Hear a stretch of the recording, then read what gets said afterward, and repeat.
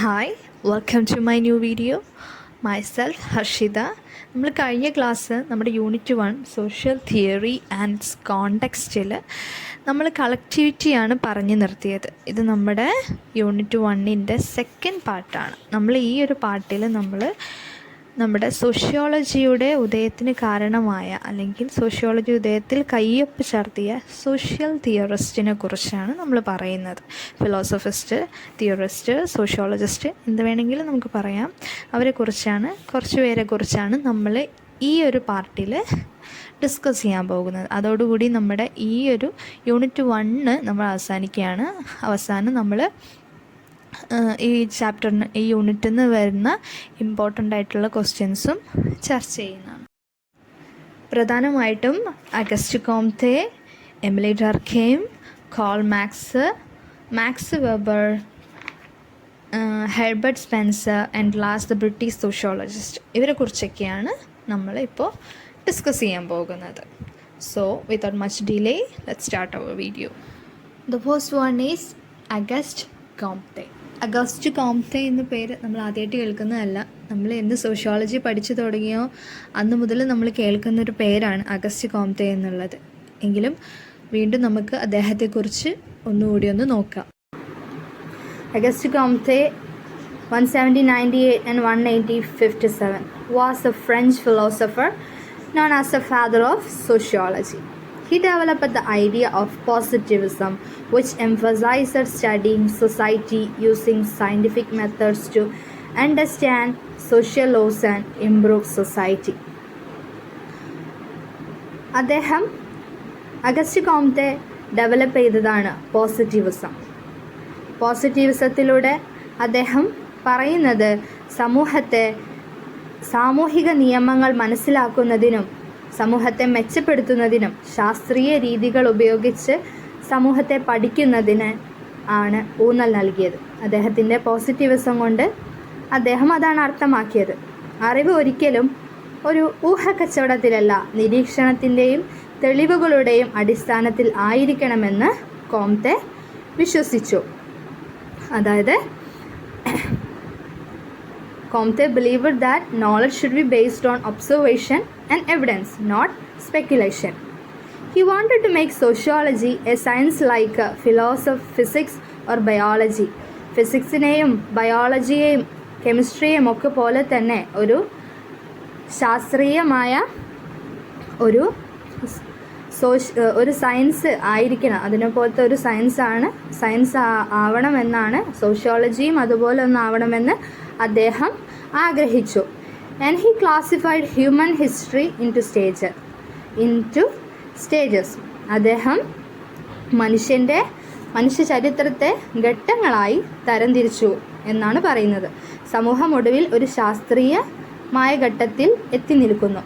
അദ്ദേഹം മനുഷ്യൻ്റെ ജീവിതത്തെ ഒരു ഘട്ടങ്ങളായി തരംതിരിച്ചുകൊണ്ട് ഏറ്റവും അവസാന ഘട്ടമായിട്ട് അദ്ദേഹം റിലീജിയസ് ഓഫ് ഹ്യൂമാനിറ്റി എന്ന ഒരു ആശയത്തിൽ എത്തിച്ചേർന്നു. അതായത് മനുഷ്യത്വത്തിൻ്റെ മതം എന്ന ഒരു ആശയത്തിൽ അദ്ദേഹം എത്തിച്ചേർന്നു.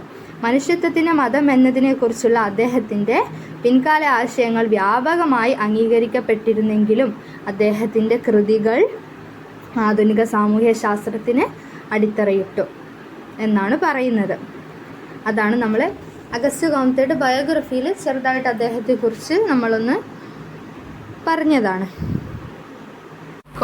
കോംതെയുടെ ശാസ്ത്രത്തെ അദ്ദേഹം സോഷ്യോളജി ഓഫ് ഫിസിക്സ് എന്നാണ് വിളിച്ചിട്ടുണ്ടായിരുന്നത്. Comte sociology which he called social physics was his response to the social chaos in France after the revolution.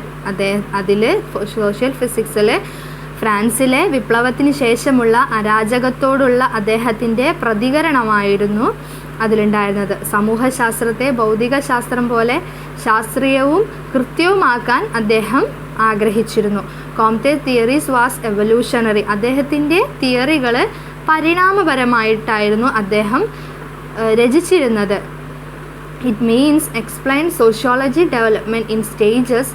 His theory included a law with 3 steps or stages that he believed applied to all society. അദ്ദേഹത്തിൻ്റെ പരിണാമപരമായിരുന്ന സിദ്ധാന്തങ്ങളിൽ 3 ഘട്ടങ്ങളായിട്ടാണ് അദ്ദേഹം വിവരിച്ചിരുന്നത്. 3 ഘട്ടങ്ങളോ ഉള്ള ഒരു നിയമം ഉൾപ്പെടുന്നു. അത് എല്ലാ സമൂഹങ്ങൾക്കും ബാധകമാണെന്ന് അദ്ദേഹം വിശ്വസിച്ചു. അതായത് സമൂഹം മാറിക്കൊണ്ടിരുന്ന ആ ഒരു പരിണാമഘട്ടത്തെ അദ്ദേഹം 3 സ്റ്റേജസ് ആയിട്ടാണ്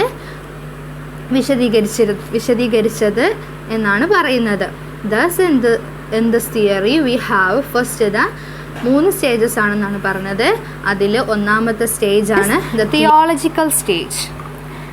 Theological stage in which supernatural powers and religious icons are the most important factors impacting on society and even the world is believed to be a product of God. Theological stage എന്ന് പറഞ്ഞാൽ ദൈവശാസ്ത്രഘട്ടം. ഈ ഒരു ഘട്ടത്തിൽ അമാനുഷിക ശക്തികളും മതപരവുമായ സമൂഹത്തെ സ്വാധീനിക്കുന്ന ഏറ്റവും പ്രധാനപ്പെട്ട ഘടകങ്ങളാണ് ഐക്കണുകൾ. ലോകം ദൈവത്തിൻ്റെ ഉൽപ്പന്നമാണെന്ന് വിശ്വസിക്കപ്പെടുന്നു. ഈ ഒരു ഘട്ടത്തിൽ എല്ലാവരും ദൈവ ആരാധനയിലാണ് മുൻതൂക്കം നൽകിയിരുന്നത്. അതായത് ദൈവമാണ് ലോകമുണ്ടാവാൻ കാരണമെന്നും എല്ലാ ഘടകങ്ങൾക്കും എല്ലാ ശക്തിക്കും എല്ലാത്തിനും സമൂഹത്തിൽ നടക്കുന്ന എല്ലാ കാര്യങ്ങൾക്കും ദൈവമാണ് കാരണം എന്നും പറയുന്ന ഒരു ഘട്ടമാണ് ഈ ഒരു ഘട്ടം. രണ്ടാമത്തെ ഘട്ടം metaphysical stage. Metaphysical stage was one in which nature was held to explain everything about men and society. സമൂഹത്തിൽ നടക്കുന്ന എല്ലാ കാര്യങ്ങളിലും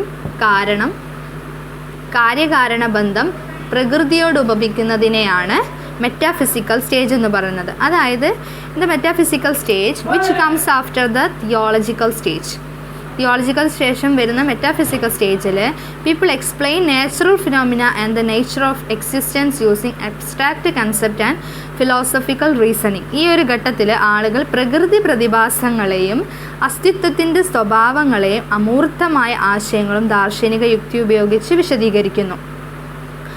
അതായത് rather than attributing everything to supernatural forces or gods. This stage often relies on abstract principles, ideas and essence, seeking to understand the nature of thinking rather than simply ascribing events to divine intervention. അമാനുഷിക ശക്തികളോ ദൈവങ്ങളോ ആരോപിക്കുന്നതിന് പകരം ഈ ഒരു ഘട്ടം പലപ്പോഴും അമൂർത്തമായ തത്വങ്ങളും ആശയങ്ങളും സത്തുകളും എന്നിവയെ ആശ്രയിക്കുന്നു. സംഭവങ്ങളെ ദൈവിക ഇടപെടലിന് കേവലം ആരോപിക്കുന്നതിന് പകരം കാര്യങ്ങളുടെ സ്വഭാവം മനസ്സിലാക്കാൻ ശ്രമിക്കുന്നു. ഈ ഒരു ഘട്ടത്തിൽ പറയുന്നത് എന്താണെന്ന് വെച്ചിട്ടുണ്ടെങ്കിൽ ദൈവത്തിനോ പ്രകൃതിക്കോ അല്ലാതെ ദൈവത്തിന് പ്രാധാന്യം കൊടുക്കാതെ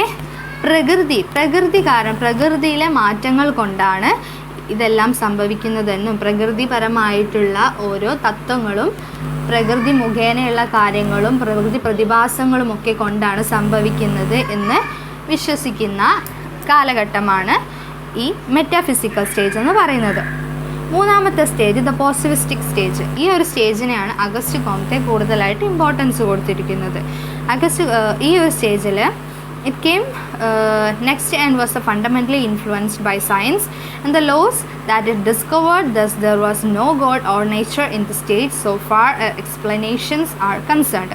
ഈ ഒരു സ്റ്റേജിൽ ദൈവമോ പ്രകൃതിയോ ഒന്നുമില്ല. പോസിറ്റിവിസ്റ്റിക് ഘട്ടം എന്ന് പറയുന്നത് അടിസ്ഥാനപരമായി സ്വാധീനിക്കപ്പെടുന്നത് ശാസ്ത്രവും അത് കണ്ടെത്തിയ നിയമങ്ങളും ആണ്. ശാസ്ത്രം മുഖേന ഒബ്സർവേഷനും എല്ലാം കൊണ്ട് കണ്ടെത്തുന്ന പരീക്ഷണങ്ങളും എല്ലാം കൊണ്ട് കണ്ടെത്തുന്ന കാരണങ്ങൾ കൊണ്ട് കാര്യകാര്യ ബന്ധങ്ങൾ തീരുമാനിക്കുകയാണ് ചെയ്യുന്നത്. ഈ ഒരു കാലഘട്ടത്തിൽ ദൈവങ്ങളോ പ്രകൃതിയോ മറ്റ് കാരണങ്ങളോ ഒന്നും അമൂർത്തമായ മറ്റുള്ള കാരണങ്ങളൊന്നും കാരണമായിട്ട് വരുന്നില്ല. ഇതിൽ പൂർണ്ണമായും സയൻറ്റിഫിക് ആയിട്ടുള്ള കാര്യങ്ങളെക്കുറിച്ചാണ് ഇതിൽ പറയുന്നത്. ദൈവശാസ്ത്ര മെറ്റാഫിസിക്കൽ ഘട്ടത്തിൽ നിന്നുള്ള ആശയങ്ങൾ മിക്കവാറും പോസിറ്റീവ് ഘട്ടത്തിൽ എത്തുമ്പോൾ മാത്രമേ സമൂഹം സമാധാനപരമായും ചിട്ടയുള്ളതാകൂ എന്ന് അദ്ദേഹം, അതായത് ആദ്യത്തെ സ്റ്റേജും രണ്ടാമത്തെ സ്റ്റേജും, അതായത് തിയോളജിക്കൽ സ്റ്റേജും മെറ്റാഫിസിക്കൽ സ്റ്റേജിലും മനുഷ്യന് സമാധാനം ഉണ്ടാകില്ല. മൂന്നാമത്തെ സ്റ്റേജായിട്ടുള്ള പോസിറ്റിവിസ്റ്റിക് സ്റ്റേജിൽ മാത്രമാണ് സമൂഹം ചിട്ടയുള്ളതാകൂ എന്നാണ് അദ്ദേഹം പറയുന്നത്. കറക്റ്റും സമൂഹത്തിൻ്റെ പ്രശ്നങ്ങളെക്കുറിച്ചും അതിൻ്റെ പരിഹാര മാർഗങ്ങളെക്കുറിച്ചും ഒക്കെ മനസ്സിലാക്കാനുള്ള ഒരു വ്യക്തമായ അല്ലെങ്കിൽ ഏറ്റവും ഉചിതമായ ഒരു മാർഗമാണ് സോഷ്യോളജി എന്നാണ് അഗസ്റ്റ് കോംതെ പറയുന്നത്. അടുത്തതായിട്ട് നമ്മൾ പറയുന്ന തിയറിസ്റ്റ് എമിലി ഡർഖെയിം ആണ്. Emile Durkheim was pioneering French sociologist, often regarded as one of the founding figures of sociology. നമ്മുടെ സോഷ്യോളജിയുടെ സ്ഥാപകന്മാരായിട്ടുള്ള ശാസ്ത്രജ്ഞന്മാരിൽ, അതായത് തിയറിസ്റ്റിൽ, സോഷ്യോളജിസ്റ്റിൽ പെട്ട ഒരാളാണ് എമിലി ഡർഖെയിം എന്ന് പറയുന്നത്. Emile Durkheim focused on understanding how societies function and maintain social cohesion, emphasizing the importance of social integration and collective consciousness. സാമൂഹിക ഏകീകരണത്തിൻ്റെയും കൂട്ടായ ബോധത്തിൻ്റെയും പ്രാധാന്യമൂന്നി പറഞ്ഞുകൊണ്ട് സമൂഹങ്ങൾ എങ്ങനെ പ്രവർത്തിക്കുന്നുവെന്നും സാമൂഹിക ഐക്യം നിലനിർത്തുന്നുവെന്നും മനസ്സിലാക്കുന്നതിലാണ് ഡർഖെയിം കൂടുതലായിട്ട് ശ്രദ്ധ കേന്ദ്രീകരിച്ചിട്ടുള്ളത്. His notable works includes The Division of Labor in Society, which explores how different roles in society contributes to its stability. അദ്ദേഹത്തിൻ്റെ പ്രധാനപ്പെട്ട പുസ്തകങ്ങളിൽ ഒന്നാണ് ദ ഡിവിഷൻ ഓഫ് വർക്ക് എന്ന് പറയുന്നത്. അതിൽ സമൂഹത്തിൻ്റെ വിവിധ വേഷങ്ങൾ അതിൻ്റെ സ്ഥിരതയ്ക്ക് എങ്ങനെ സംഭാവന ചെയ്യുന്നു എന്ന് അന്വേഷിക്കുന്നതാണ് ദ ഡിവിഷൻ ഓഫ് ലേബർ എന്ന് പറയുന്നത്. അദ്ദേഹത്തിൻ്റെ മറ്റൊരു പുസ്തകമാണ് സൂയിസൈഡിൽ അദ്ദേഹം ആത്മഹത്യ, സമൂഹത്തിൽ മതത്തിൻ്റെ പങ്ക്, ആത്മഹത്യ നിരക്കിനെ സ്വാധീനിക്കുന്ന സാമൂഹിക ഘടകങ്ങളെയാണ് വിശകലനം ചെയ്യുന്നത്. അതിൽ മതവും ഉൾപ്പെടുന്നതാണ്. ആത്മഹത്യയെ സ്വാധീനിക്കുന്ന സാമൂഹിക ഘടകങ്ങളെക്കുറിച്ച് അദ്ദേഹം ചർച്ച ചെയ്യുന്നു. അദ്ദേഹത്തിൻ്റെ മറ്റൊരു പുസ്തകമാണ് the elementary forms of religious life. അതിൽ സമൂഹത്തിൽ മതത്തിൻ്റെ പങ്ക് പരിശോധിക്കുന്നു. അതായത് മതജീവിതത്തിൻ്റെ പ്രാഥമിക രൂപങ്ങൾ എന്നിവ അദ്ദേഹത്തിൻ്റെ കൃതികളിൽ പറയുന്നുണ്ട്. അതായത് മതജീവിതത്തെക്കുറിച്ചാണ് കൂടുതലായിട്ട് the elementary forms of religious life എന്ന് പറയുന്ന പുസ്തകത്തിൽ അദ്ദേഹം പറയുന്നത്. Okay, Durkheim is considered the sociologist who built on the ideas of Auguste Comte. His procedures, unlike Comte, who often viewed the Enlightenment as having negative effects, Durkheim believed that the Enlightenment brought positive contributions, especially its emphasis on the scientific methods. തൻ്റെ മുൻഗാമിയായിട്ടുള്ള August കോംതെയുടെ ആശയങ്ങളിൽ പടുത്തുയർത്തിയ സാമൂഹിക ശാസ്ത്രജ്ഞനായി ഡർഖെയിം കണക്കാക്കപ്പെട്ടിരുന്നു. Jnanodayam negative ഇഫക്റ്റുകളുള്ളതായി പലപ്പോഴും വീക്ഷിച്ചിരുന്ന കോംതെയിൽ നിന്ന് വ്യത്യസ്തമായി ജ്ഞാനോദയം നല്ല സംഭാവനകൾ നൽകിയെന്ന് ഡർഖെയിം വിശ്വസിച്ചിരുന്നു.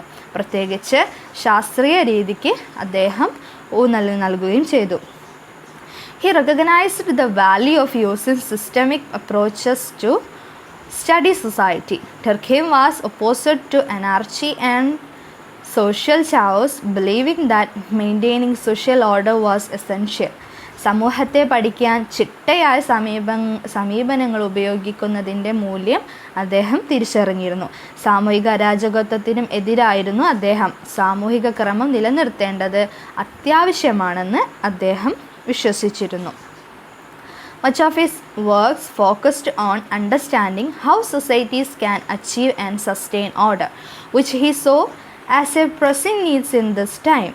He aimed to identify the social structures and norms that help create stability and cohesion within commune method.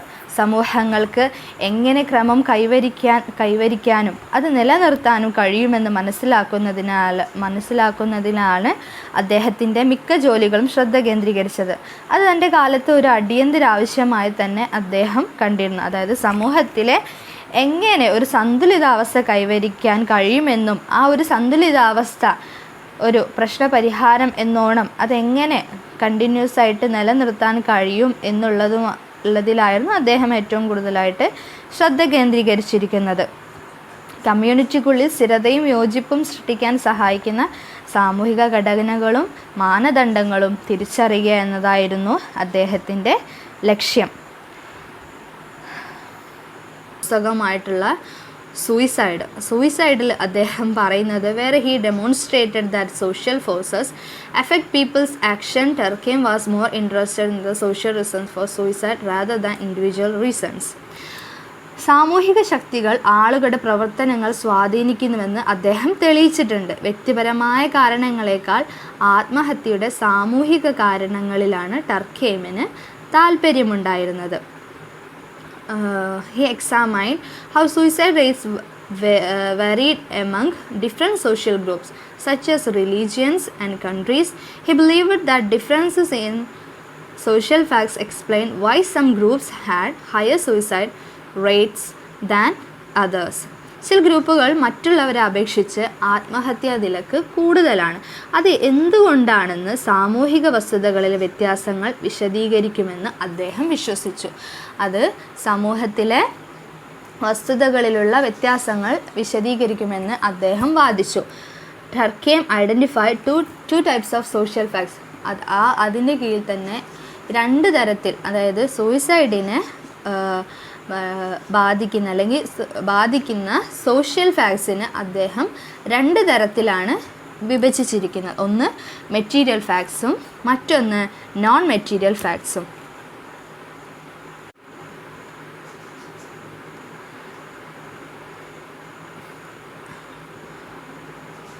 Material ഫാക്ട്സിൽ പറയുന്നത് ലോസ് ആൻഡ് ബ്യൂറോക്രസി ഒക്കെയാണ്. അതായത് നമ്മൾക്ക് ചുറ്റിലുള്ള നിയമങ്ങളും അതുപോലെ ബ്യൂറോക്രസി അങ്ങനെയുള്ള സാമൂഹികപരമായിട്ടുള്ള വെച്ചിട്ടുള്ള നിയമങ്ങളും കാര്യങ്ങളും ഒക്കെയാണ് പറയുന്നത്. നോൺ മെറ്റീരിയൽ ഫാക്ട്സിൽ വരുന്നത് സോഷ്യൽ ഇൻസ്റ്റിറ്റ്യൂഷൻസ് ആണ്. അതായത് നമ്മളോട് ഏറ്റവും അടുത്ത് കിടക്കുന്നത് സോഷ്യൽ ഇൻസ്റ്റിറ്റ്യൂഷൻസ്, കൾച്ചർ, ഫാമിലി പോലെയുള്ള നോൺ മെറ്റീരിയൽ ആയിട്ടുള്ള ഫാക്ട്സ്. അതായത് ഉണ്ടായി വന്ന കാര്യങ്ങൾ എന്ന് വേണമെങ്കിൽ പറയാം. നമ്മളോട് ഏറ്റവും അടുത്ത് നിൽക്കുന്നത്, നമ്മളെ ഏറ്റവും കൂടുതൽ ബാധിക്കുന്ന വ്യക്തിപരമായിട്ടുള്ളതും ഉണ്ടായി വന്നതുമായിട്ടുള്ള കാര്യങ്ങൾ, നമ്മുടെ പാരമ്പര്യങ്ങളായിക്കോട്ടെ, സംസ്കാരങ്ങളായിക്കോട്ടെ, നമ്മുടെ വാല്യൂസ് ആയിക്കോട്ടെ, അതൊക്കെയാണ് നോൺ മെറ്റീരിയൽ ഫാക്ട്സിൽ വരുന്നത്. ഈ 2 തരത്തിലാണ് സൂയിസൈഡിനെ ബാധിക്കുന്ന കാര്യങ്ങളെ ഡർക്കെയിം വിഭജിച്ചിരിക്കുന്നത്. അദ്ദേഹത്തിൻ്റെ അടുത്ത കൃതിയാണ് the elementary forms of religious life എന്ന് പറയുന്നത്. അതിൽ ടർക്കെയിം studied a primitive society to understand religion in its simplest form. He believed that this research could also help explain religion in the modern world. For Durkheim, society itself is the foundation of religion. This ideas പ്രാഥമിക രൂപങ്ങൾ, അതാണ് അദ്ദേഹത്തിൻ്റെ പുസ്തകത്തിൻ്റെ തർജ്ജമ. The elementary forms of the religious life. മതത്തെ അതിൻ്റെ ഏറ്റവും ലളിതമായ രൂപത്തിൽ മനസ്സിലാക്കാൻ ടർക്കെയിം ഒരു പ്രാകൃത സമൂഹത്തെക്കുറിച്ച് പഠിച്ചു. ആധുനിക ലോകത്ത് മതത്തെ വിശദീകരിക്കാനും ഈ ഒരു ഗവേഷണം സഹായിക്കുമെന്ന് അദ്ദേഹം വിശ്വസിച്ചിരുന്നു. ഡർക്കെയിമിനെ സംബന്ധിച്ചിടത്തോളം സമൂഹം തന്നെയാണ് മതത്തിൻ്റെ അടിത്തറ. സമൂഹത്തിൻ്റെ നിലവിലെ അവസ്ഥ നിലനിർത്തുന്നതിനും സമൂഹത്തെ ദൈവമായി കണക്കാക്കാനും പവിത്രമായി നശിപ്പിക്കാൻ പാടില്ലാത്ത ഒന്നായും വീക്ഷിക്കുന്നതിനെ അദ്ദേഹം പിന്തുണച്ചതായി ഈ ഒരു ആശയം സൂചിപ്പിക്കുന്നു. അത് ഈ പുസ്തകത്തിലൂടെ അദ്ദേഹം പറയുകയും ചെയ്തു. അതായത് അദ്ദേഹം ഒരു ദൈവവിശ്വാസിയാണ്, ഒരു മതത്തിൽ വിശ്വസിക്കുന്ന ആളാണ്. മതം തന്നെയാണ് സമൂഹത്തിൻ്റെ അടിത്തറ എന്നും മതം ഒരു സമൂഹത്തെ നല്ല നിലയിൽ ജീവിക്കാൻ പ്രാപ്തമാക്കുമെന്നും അദ്ദേഹം വിശ്വസിക്കുകയും ചെയ്തിരുന്നു. അദ്ദേഹത്തിൻ്റെ കൃതിയിലൂടെ അദ്ദേഹം അത് പറയുകയും ചെയ്തിട്ടുണ്ട്. അദ്ദേഹത്തിൻ്റെ മറ്റൊരു പ്രശസ്തമായ പുസ്തകമാണ് the division of labour. Division of labour എന്താണെന്ന് നമ്മൾ ടർക്കെയിമിനെ കുറിച്ച് പറയുന്നതിൻ്റെ തുടക്കത്തിൽ പറഞ്ഞിട്ടുണ്ടായിരുന്നു. Karl Marx was a German philosopher. അദ്ദേഹം ഒരു German ഫിലോസഫറാണ്.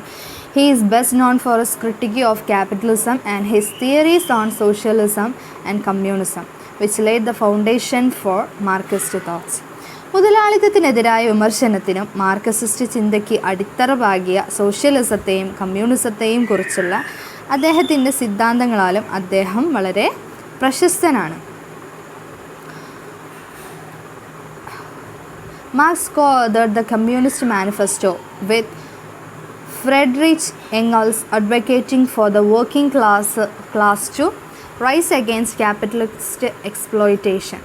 His seminal work, Das Kapital, analyzes the capitalist system's economic mechanisms and contradictions.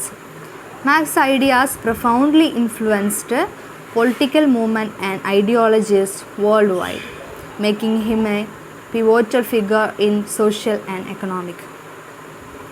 മുതലാളിത്ത ചൂഷണത്തിനെതിരെ തൊഴിലാളി വർഗം ഉയർത്തെഴുന്നേൽക്കണമെന്ന് വാദിച്ചുകൊണ്ട് ഫ്രെഡറിക് എംഗൽസുമായി ചേർന്ന് മാർക്സ് കമ്മ്യൂണിസ്റ്റ് മാനിഫെസ്റ്റോ എന്നൊരു കൃതി രചിച്ചിട്ടുണ്ട്. 1848 അത്. മുതലാളിത്ത വ്യവസ്ഥയുടെ സാമ്പത്തിക സംവിധാനങ്ങളെയും വൈരുദ്ധ്യങ്ങളെയും വിശകലനം ചെയ്യുന്ന ദസ് ക്യാപിറ്റൽ എന്ന അദ്ദേഹത്തിൻ്റെ പ്രധാനമായ കൃതി ഉണ്ട്.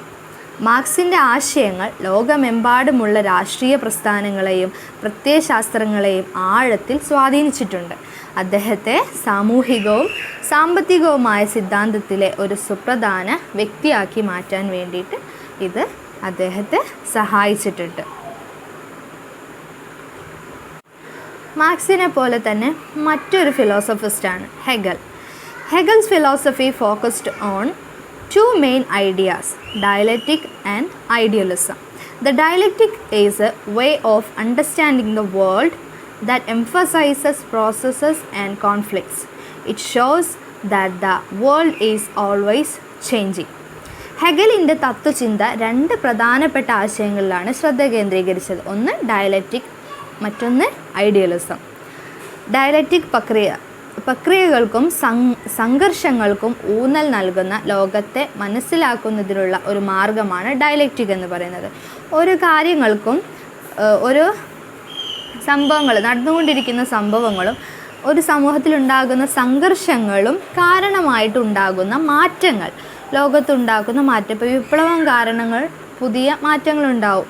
ഇപ്പോൾ യുദ്ധം കാരണം പുതിയ ഒരു ഭരണം ഉണ്ടാവും. അതുപോലെ അങ്ങനെയുള്ള മാറ്റങ്ങളാണ് ഡയലക്റ്റിക് എന്ന് പറയുന്നത്. ലോകം എപ്പോഴും മാറിക്കൊണ്ടിരിക്കുകയാണെന്നാണ് ഈ ഒന്നുകൊണ്ട് ഉദ്ദേശിക്കുന്നത്. Hegel's idealism highlights the importance of the mind and ideas, suggesting that thoughts are more important than the physical world. In contrast, Marx agreed with the idea of the dialectic but wanted to use it to study economic and real world issues, not just ideas. ഹെഗലിൻ്റെ idealism മനസ്സിൻ്റെയും ആശയങ്ങളുടെയും പ്രാധാന്യത്തെയാണ് ഉയർത്തിക്കാട്ടുന്നത്.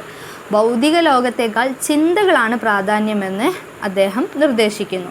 വിപരീതമായി വൈരുദ്ധ്യാത്മക ആശയങ്ങളോട് marks യോജിച്ചു. അതായത് dialectic ആയിട്ടുള്ള ആശയങ്ങളോടും അദ്ദേഹം യോജിച്ചു. എന്നാൽ ആശയങ്ങൾ മാത്രമല്ല, സാമ്പത്തിക ശാസ്ത്രവും യഥാർത്ഥ ലോക പ്രശ്നങ്ങളും പഠിക്കാൻ ഇത് ഉപയോഗിക്കാനും അദ്ദേഹം ആഗ്രഹിച്ചു. അതായത് മാർക്സ് എപ്പോഴും ചിന്തകൾക്കും സമ്പദ് വ്യവസ്ഥയ്ക്കാണ് പ്രാധാന്യം കൊടുത്തിട്ടുണ്ടായിരുന്നത്. അതുപോലെ അപ്പോൾ അദ്ദേഹം പറയുന്നത് സമൂഹത്തെക്കുറിച്ച് പഠിക്കാൻ ചിന്തകൾക്കും പ്രാധാന്യമുണ്ട്. ഓരോരുത്തരുടെ ചിന്തകളും സമൂഹത്തിലെ മാറ്റങ്ങൾക്ക് കാരണമാകുന്നു എന്നാണ് അദ്ദേഹം പറയുന്നത്. Hegel believed that the mind and thoughts were the most important. മനസ്സും ചിന്തകളുമാണ് ഏറ്റവും പ്രാധാന്യമെന്ന് ഹെഗൽ വിശ്വസിച്ചപ്പോൾ Marx thought that material conditions and the economy were crucial for understanding society. സമൂഹത്തെ മനസ്സിലാക്കുന്നതിന് ഭൗതിക സാഹചര്യങ്ങളും സമ്പദ് വ്യവസ്ഥയും നിർണായകമാണെന്ന് മാർക്സ് കരുതി. നേരത്തെ പറഞ്ഞ പോലെ തന്നെ ഹെഗൽ മനസ്സും ചിന്തകളുമാണ് ഏറ്റവും പ്രാധാന്യമെന്ന് വിശ്വസിച്ചിരുന്നപ്പോൾ മാർക്സ് സമൂഹത്തെ മനസ്സിലാക്കുന്നതിന് ഭൗതിക സാഹചര്യങ്ങളും സമ്പദ് വ്യവസ്ഥകളും നിർണായകമാണെന്ന് കരുതി. അതോടൊപ്പം തന്നെ ഹെഗലിൻ്റെ ചിന്തകളെയും സപ്പോർട്ട് ചെയ്തിരുന്നു എന്നുള്ളതാണ് പറയുന്നത്. He believed that everything could be explained by material condition, not just by thoughts and ideas. For Marx, capitalism was the main problem that caused alienation, division and revolution. ചിന്തകളാലും ആശയങ്ങളാലും മാത്രമല്ല, ഭൗതിക സാഹചര്യങ്ങളാൽ വിശദീകരിക്കാൻ കഴിയുമെന്ന് അദ്ദേഹം വിശ്വസിച്ചു. മാർക്സിനെ സംബന്ധിച്ചിടത്തോളം മുതലാളിത്തമായിരുന്നു അകൽച്ചയ്ക്കും വിഭജനത്തിനും വിപ്ലവത്തിനും കാരണമായിട്ടുള്ള പ്രധാനപ്പെട്ട ഘടകം എന്ന് പറയുന്നത് മുതലാളിത്തമായിരുന്നു. അദ്ദേഹം മുതലാളിത്തത്തെ ശക്തമായിട്ട് എതിർത്തിരുന്നു. He thought that the revolution led by the working class, the proletarian was the solution to the evil. Marx studies the works of economists like Ricardo and Smith, which helped to shape his views. തൊഴിലാളി വർഗം, അതായത് പ്രൊലിറ്റേറിയൻ നയിക്കുന്ന വിപ്ലവമാണ് ഈ തിന്മയ്ക്കുള്ള പരിഹാരമെന്ന് അദ്ദേഹം കരുതി. Ricardo Smith തുടങ്ങിയ സാമ്പത്തിക വിദഗ്ധരുടെ കൃതികൾ മാർക്സ് പഠിക്കുകയും അത് അദ്ദേഹത്തിൻ്റെ കാഴ്ചപ്പാടുകൾ രൂപപ്പെടുത്താൻ സഹായിക്കുകയും ചെയ്തു. അതായത് ഈ മുതലാളിത്ത വർഗത്തിനെതിരായിട്ട് തൊഴിലാളി വർഗം പോരാടണമെന്നാണ് അദ്ദേഹം പറയുന്നത്. ആ ഒരു പോരാട്ടം മാത്രമേ ആ ഒരു ആക്രമണത്തിനും ആ ഒരു നിയമത്തിനും ആ നിലനിന്നു പോരുന്ന ആക്രമണത്തിന് മാറ്റം കൊണ്ടുവരാൻ സാധിക്കുകയുള്ളൂ എന്നാണ് മാർക്സ് പറയുന്നത്. He concludes that the profit of capitalists came from exploiting workers. This exploitation, which he called surplus value, was the foundation of the capitalist system. In fact, the rapid growth of capitalism allowed capitalists to take large profits and reinvest them into the economy. മുതലാളിമാരുടെ ലാഭം തൊഴിലാളികളെ ചൂഷണം ചെയ്യുന്നതിൽ നിന്നാണെന്ന് അദ്ദേഹം നിഗമനം ചെയ്തു. ഇതിനെ മിച്ചമൂല്യം എന്നാണ് അദ്ദേഹം വിളിച്ചത്. അതായത് മുതലാളികൾ തൊഴിലാളികളിൽ നിന്ന് പിടിച്ചെടുക്കുന്ന അധിക ലാഭം അവർ ജോലി ചെയ്യുന്നതിനുള്ള വേതനം മതിയാവുന്ന രീതിയിൽ കൊടുക്കാതെ അതിൽ നിന്നും പിടിച്ചു വെച്ച് അത് വീണ്ടും അവരുടെ ബിസിനസ്സിൽ അല്ലെങ്കിൽ അവരുടെ കച്ചവടത്തിൽ അവർ റീഇൻവെസ്റ്റ് ചെയ്യാണ്. അതിനെയാണ് സർപ്ലസ് വാല്യൂ അല്ലെങ്കിൽ മിച്ചമൂല്യം, അതായത് പിടിച്ചു വെച്ച തുക എന്ന് വേണമെങ്കിൽ പറയാം എന്ന് അദ്ദേഹം വിളിച്ചത്.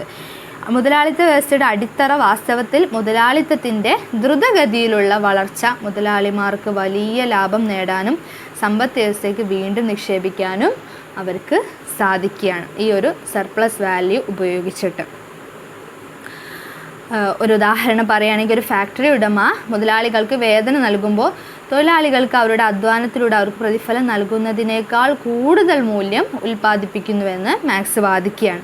ഇതിനെയാണ് മിച്ചമൂല്യം എന്ന് വിളിക്കപ്പെടുന്നത്. ഈ അധിക മൂല്യം ഉടമ ലാഭമായി സൂക്ഷിക്കുകയാണ്. തൊഴിലാളികൾക്ക് അവർ ഉൽപ്പാദിപ്പിക്കുന്നതിന് മുഴുവൻ മൂല്യവും ലഭിക്കാത്തതിനാൽ ഈ ഒരു സമ്പ്രദായം ചൂഷണത്തിലേക്ക് നയിക്കുമെന്ന് മാർക്സ് വിശ്വസിച്ചു. പകരം തൊഴിലാളികളുടെ ചെലവിൽ ഉടമ ലാഭം കൊയ്യുകയും ചെയ്യുന്നു. തൽഫലമായിട്ട് സമ്പന്നരും ദരിദ്രരും മുതലാളിമാരും തൊഴിലാളികളും തമ്മിലുള്ള അന്തരം വർദ്ധിക്കാൻ ഇത് കാരണമാകുന്നു. ഇത് അന്യവൽക്കരണവും അസമത്വവും തുടങ്ങിയ സാമൂഹിക പ്രശ്നങ്ങളിലേക്ക് നയിക്കുന്നു. വ്യവസ്ഥിതിയെ മാറ്റാൻ ഒരു വിപ്ലവത്തിൻ്റെ ആവശ്യകതയുടെ പ്രധാന കാരണമായി മാർക്സ് ഈ ഒരു വിഷയത്തെ ചൂണ്ടിക്കാണിക്കുകയാണ്. മാർക്സ് ഒരു വിപ്ലവം നടത്തണം എന്ന് ആഗ്രഹിക്കുന്ന ഒരു വ്യക്തിയായിരുന്നു. ഒരു വിപ്ലവത്തിലൂടെ മാത്രമേ, ഒരു റവല്യൂഷനിലൂടെ മാത്രമേ, ഒരു അക്രമാസക്തമായ പ്രവൃത്തിയിലൂടെ മാത്രമേ ലോകത്ത് സമാധാനം കൊണ്ടുവരാൻ കഴിയൂ എന്ന് വിശ്വസിക്കുന്ന ഒരു ആളായിരുന്നു, ഒരു തിയറിസ്റ്റായിരുന്നു മാർക്സ് എന്ന് പറയുന്നത്. അതുകൊണ്ട് തന്നെ അദ്ദേഹത്തിൻ്റെ ചിന്തകൾ ഒരുപാട് വിമർശനം നേരിട്ടിട്ടുണ്ട്. Marx sociology faced a lot of criticism and many people focused on the activist side of his ideas. അദ്ദേഹത്തിൻ്റെ ചിന്തകൾ ഒരുപാട് തരത്തിലുള്ള വിമർശനങ്ങൾ നേരിട്ടിട്ടുണ്ട്. There were other reasons why Marx's ideas about dialectical materialism become less popular, but his ideological views were big challenges for other sociologists and thinkers. This radical approach was not well received by conservative sociologists who were raised to dislike any signs of disorder or anarchy in society. ഭൗതികവാദത്തെക്കുറിച്ചുള്ള മാർക്സിൻ്റെ ആശയങ്ങൾ ജനപ്രീതി കുറയുന്നതിന് മറ്റ് കാരണങ്ങളുണ്ടായിരുന്നു. എന്നാൽ അദ്ദേഹത്തിൻ്റെ പ്രത്യയശാസ്ത്രം വീക്ഷണങ്ങൾക്ക് മറ്റ് സാമൂഹ്യശാസ്ത്രജ്ഞർക്കും ചിന്തകർക്കും വലിയ വെല്ലുവിളിയായിരുന്നു. ഈ സമൂലമായ സമീപനത്തിന് യാഥാസ്ഥിതിക സാമൂഹ്യശാസ്ത്രജ്ഞർക്ക് വേണ്ടത്ര സ്വീകാര്യത ലഭിച്ചില്ല. അവർ സമൂഹത്തിലെ ക്രമക്കേടിൻ്റെയോ അരാജകത്വത്തിൻ്റെയോ ഏതെങ്കിലും അടയാളങ്ങളിൽ ഇഷ്ടപ്പെടാത്ത രീതിയിൽ വളർത്തിയെടുത്തു. The next one is Weber, the Weberian ideology. Max Weber was a German sociologist, philosopher and political economist. Born on April 21 in Germany. He is best known for his contribution to sociology, particularly his theories on bureaucracy, authority and the relationship between religious and economic behavior. സോഷ്യോളജിയിൽ ഒരുപാട് സംഭാവനകൾ weber നൽകിയിട്ടുണ്ട്.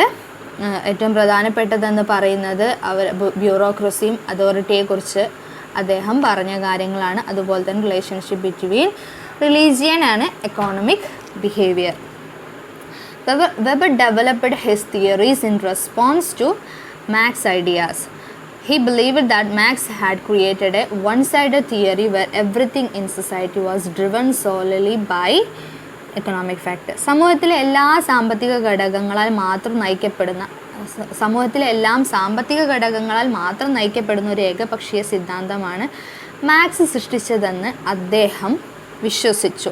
അതിനെ അദ്ദേഹം എതിർക്കുകയും ചെയ്തു. അതായത് marks പറയുന്നത് സാമ്പത്തിക ഘടകങ്ങൾ കൊണ്ട് മാത്രമേ സമൂഹത്തിൽ മാറ്റങ്ങൾ വരുത്താൻ കഴിയൂ എന്ന് പറയുന്ന ആ ഒരു അദ്ദേഹത്തിൻ്റെ പ്രസ്താവനയോട് പ്രതികരിച്ചുകൊണ്ട് ആണ് വെബർ തൻ്റെ തിയറീസ് എഴുതിയിട്ടുള്ളതെന്നാണ് പറയുന്നത്. വെബർ അതിനെ ക്രിട്ടിസൈസ് ചെയ്യുന്നുണ്ട്.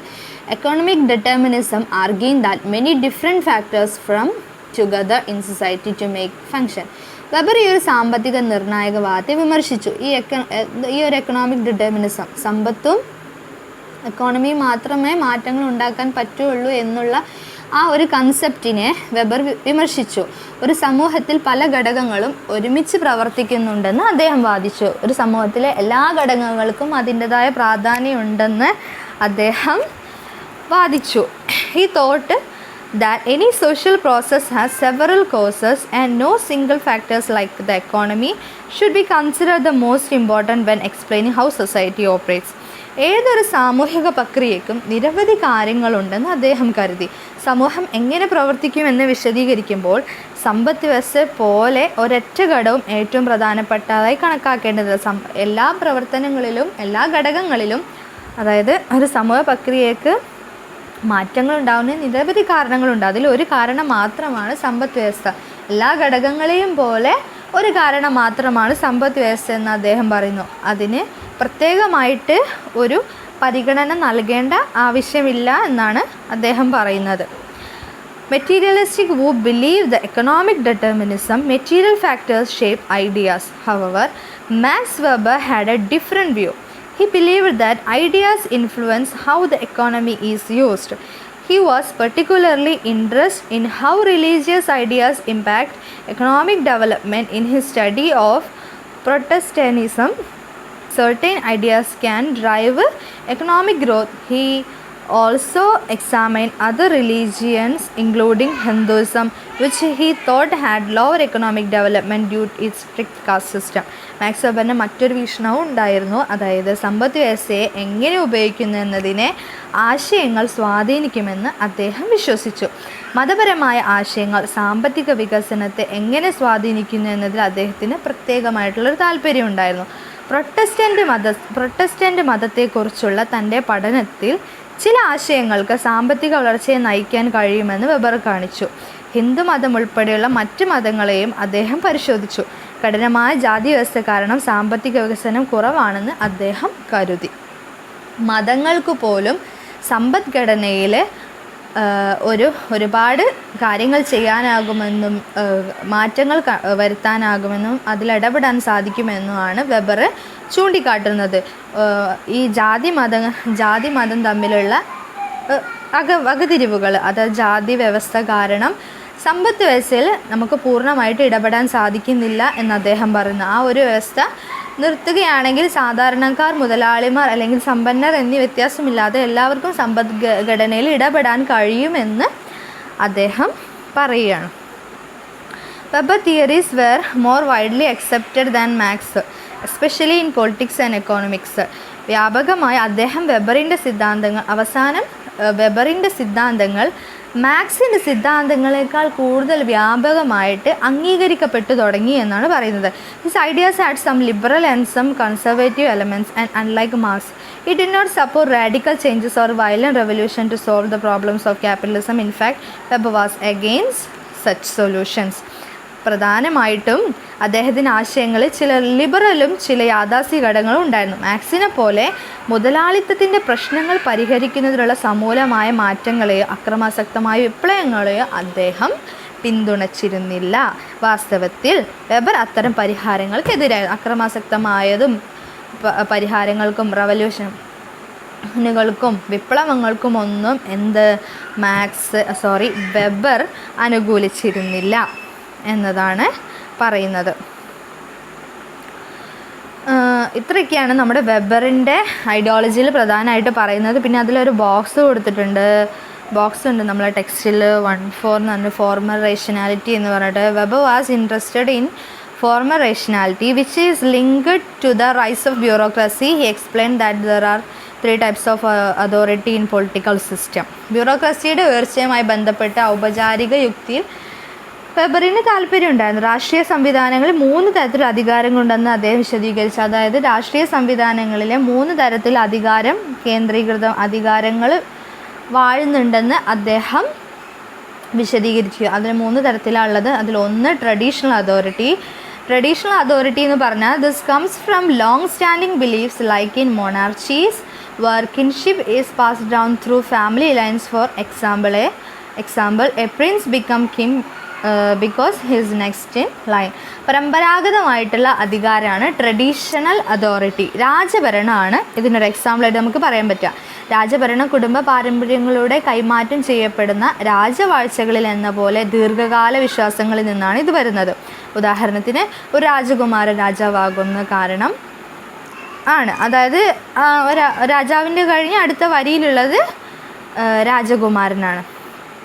The charismatic authority this based on the unique extraordinary qualities of leader that inspire followers believe in the leader's special powers.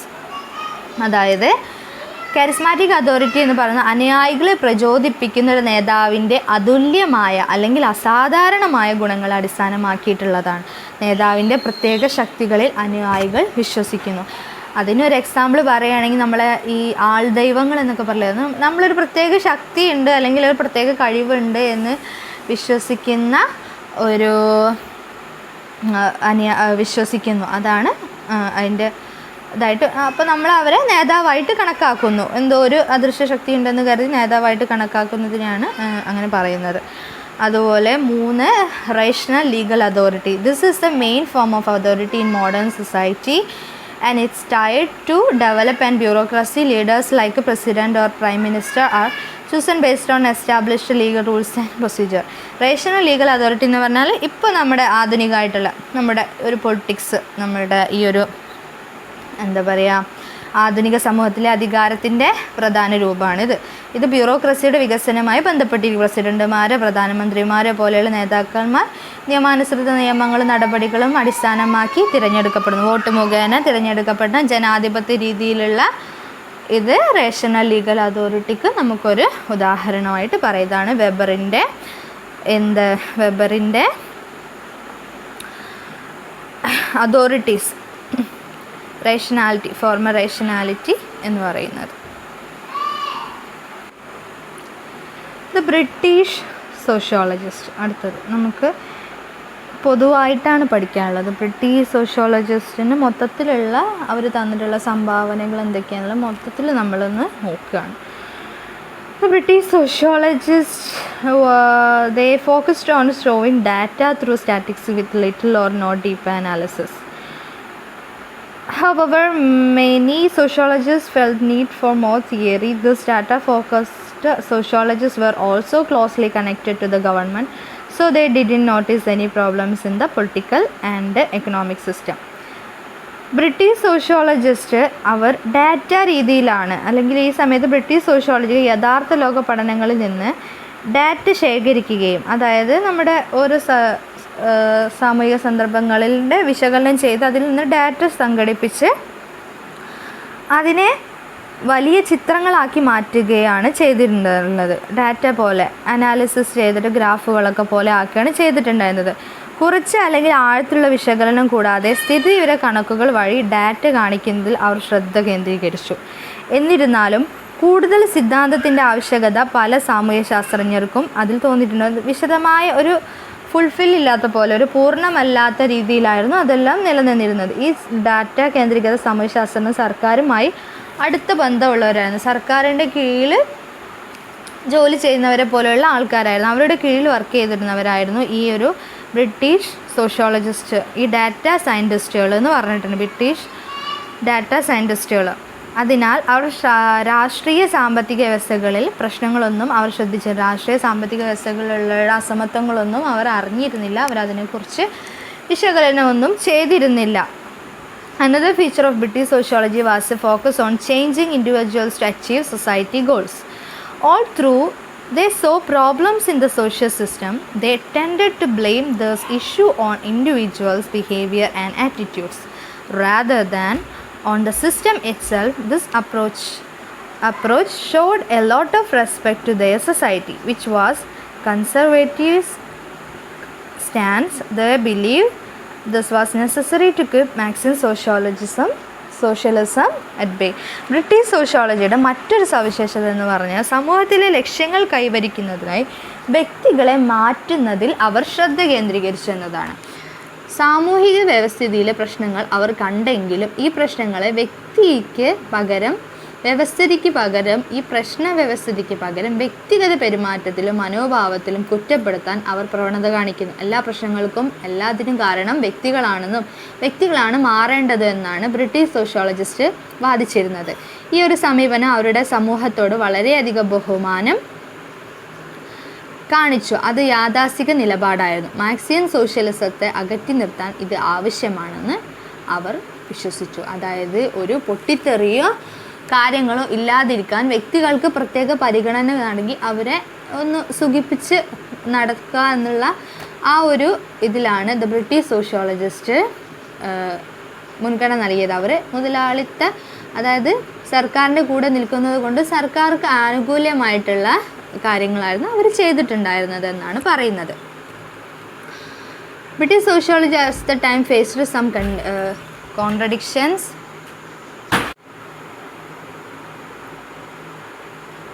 അക്കാലത്തെ ബ്രിട്ടീഷ് സാമൂഹ്യ ശാസ്ത്രജ്ഞർക്ക് ചില വൈരുദ്ധ്യങ്ങളും നേരിടേണ്ടി വന്നിരുന്നു. British sociologist same faced some contradictions. For example, they didn't see issues like poverty as being caused by the larger system.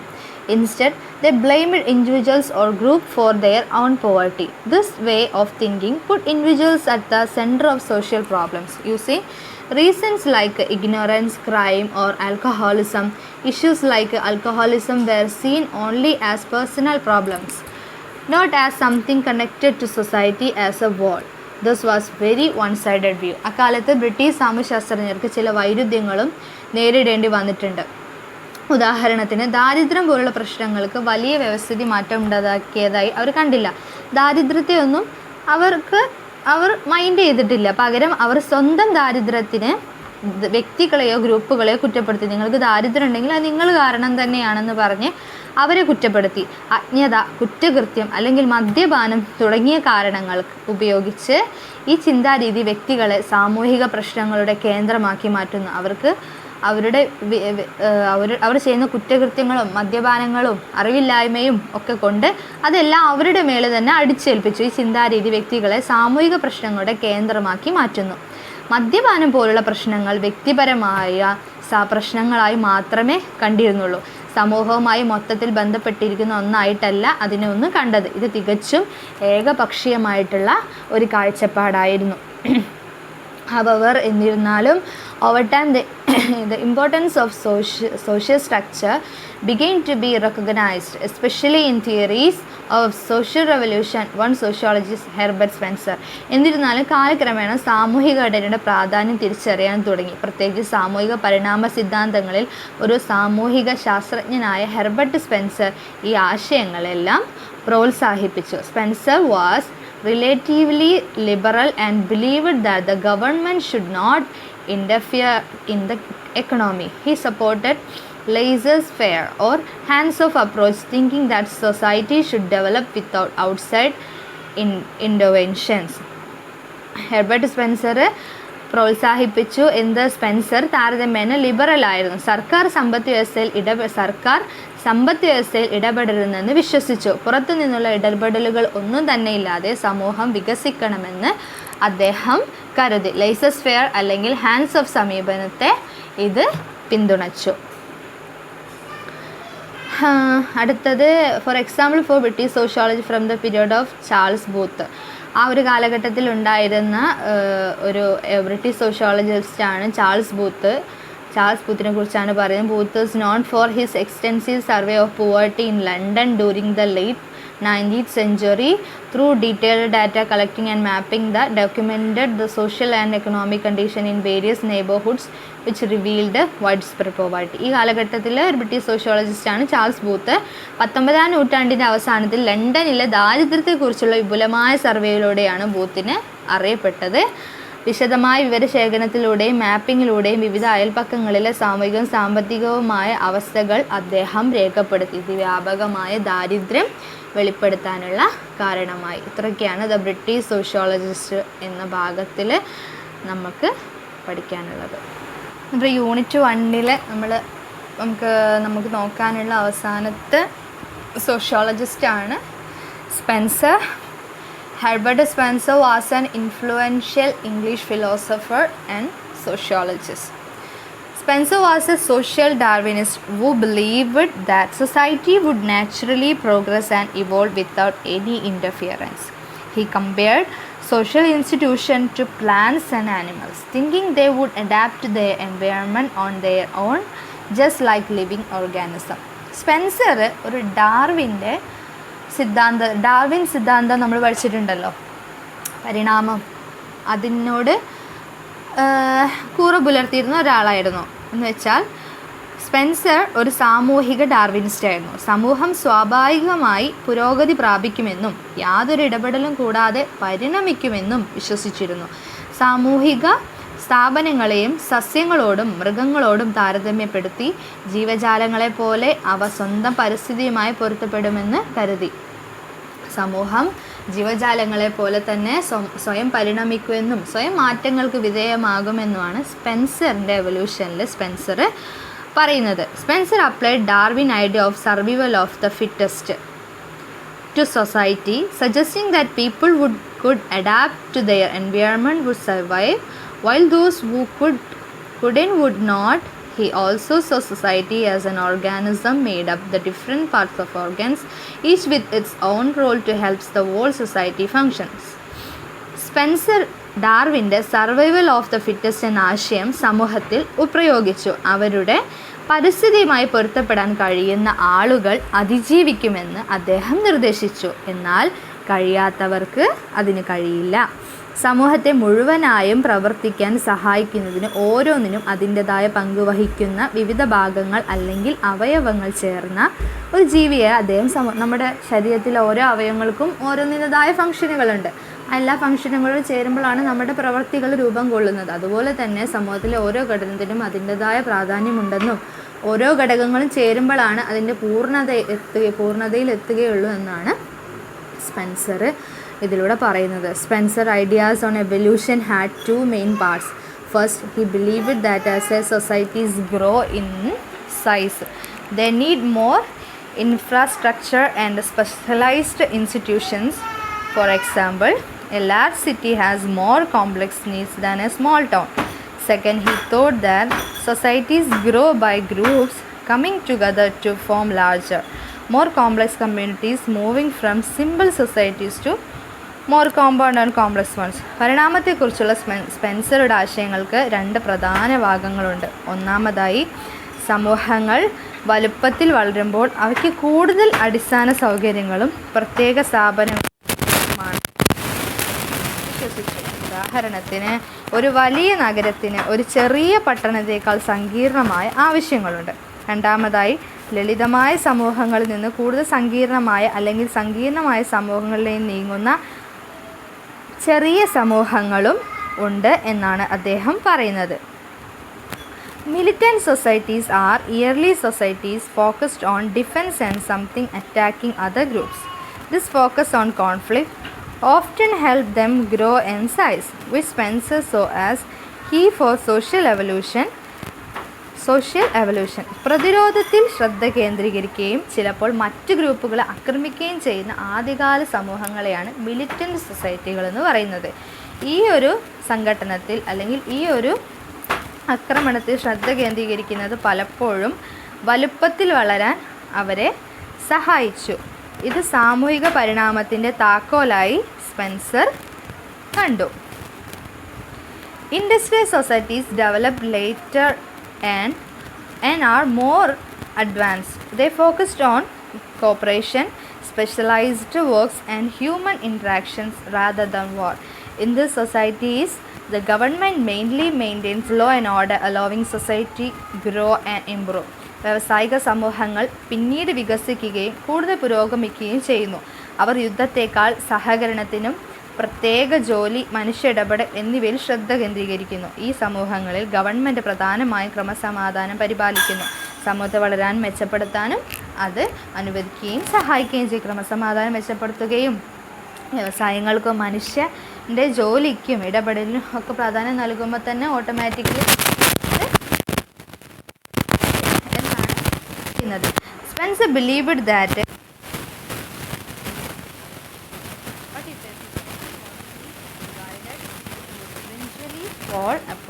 ശക്തവും കേന്ദ്രീകൃതവുമായ ഒരു സമൂഹം നിലനിൽക്കുമെന്നും അഭിവൃദ്ധി പ്രാപിക്കുമെന്നും സ്പെൻസർ വിശ്വസിച്ചു. എന്നാൽ ഒരു സമൂഹം ദുർബലവും വിഭജിക്കപ്പെട്ടതുമാണെങ്കിൽ അത് ഒടുവിൽ തകരാനുള്ള കാരണമാകുമെന്നാണ് സ്പെൻസർ പറയുന്നത്. ഇത്രയൊക്കെയാണ് സ്പെൻസർ പറയുന്നത്. ഇത്രയൊക്കെയാണ് നമ്മുടെ ഈ യൂണിറ്റിൽ ഡിസ്കസ് ചെയ്യുന്നത്. ഇതിൻ്റെ ഇമ്പോർട്ടൻ്റ് ആയിട്ടുള്ള കാര്യങ്ങളൊക്കെയാണ് നമ്മൾ പറഞ്ഞത്. ഇതെല്ലാവരും ശ്രദ്ധിച്ച് വായിക്കുക. പിന്നെ കുറച്ച് ഇമ്പോർട്ടൻറ്റ് ക്വസ്റ്റ്യൻസും ഉണ്ട്. The context of social theory, the role of Comte, Max Weber and Durkheim. അതുപോലെ British social theorist assess the role of context in the rise of social theory. ഇതൊക്കെയാണ് നമ്മൾ ഇതിലുള്ള ഇമ്പോർട്ടൻ്റ് ആയിട്ടുള്ള ഒബ്ജക്റ്റീവ്സിൽ വരുന്നത്. ഇതിൽ നിന്ന് തന്നെ ആയിരിക്കും കൂടുതൽ ക്വസ്റ്റ്യൻസ് വരാനും സാധ്യതയുള്ളത്. ഇതോടെ നമ്മുടെ ഈ യൂണിറ്റ് അവസാനിക്കുകയാണ്. നെക്സ്റ്റ് യൂണിറ്റ് നെക്സ്റ്റ് ക്ലാസ്സിലായിരിക്കും. ക്ലാസ് എല്ലാവർക്കും മനസ്സിലാവുന്നുണ്ടെങ്കിൽ എല്ലാവരും ലൈക്ക് ചെയ്യുക. എന്തെങ്കിലും സംശയങ്ങളോ കാര്യങ്ങളോ ഉണ്ടെങ്കിൽ നിങ്ങൾക്ക് കമൻ്റായിട്ട് എഴുതാവുന്നതാണ്. പിന്നെ ക്ലാസ്സിനെ കുറിച്ചുള്ള കൂടുതൽ അഭിപ്രായങ്ങളൊക്കെ പറയുക. Thanks for watching my video and see the next class. By.